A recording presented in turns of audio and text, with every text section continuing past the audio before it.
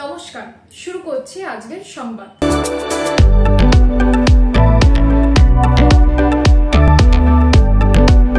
বাঙালির শ্রেষ্ঠ উৎসব দুর্গাপূজা, আর সেই উপলক্ষে জামালপুর ব্লক তৃণমূল কংগ্রেসের পক্ষ থেকে ব্লক সভাপতি মেহমুদ খান, সমস্ত অঞ্চলের প্রধান, উপপ্রধান, পঞ্চায়েত সমিতির কর্মাধ্যক্ষ, সদস্য, অঞ্চল সভাপতি, শাখা সংগঠনের সভাপতিদের হাতে প্রীতি উপহার হিসেবে মহিলাদের শাড়ি ও পুরুষদের পাঞ্জাবি তুলে দেন। এই উপলক্ষে উপস্থিত ছিলেন বিধায়ক অলোক কুমার মাঝি, কার্যকারী সভাপতি ভূতনাথ মালিক সহ অন্যান্যরা।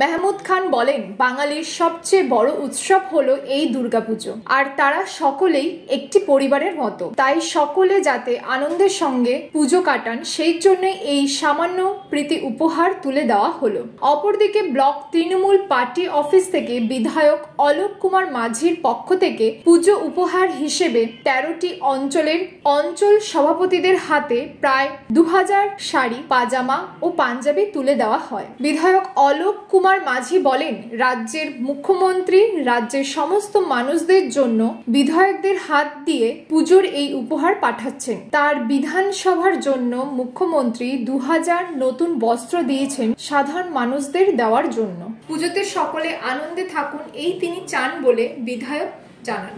তার পক্ষ থেকে এই সমস্ত নতুন বস্ত্র তাদের হাতে তুলেও দেওয়া হয়।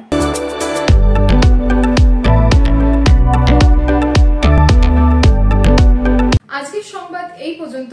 নমস্কার।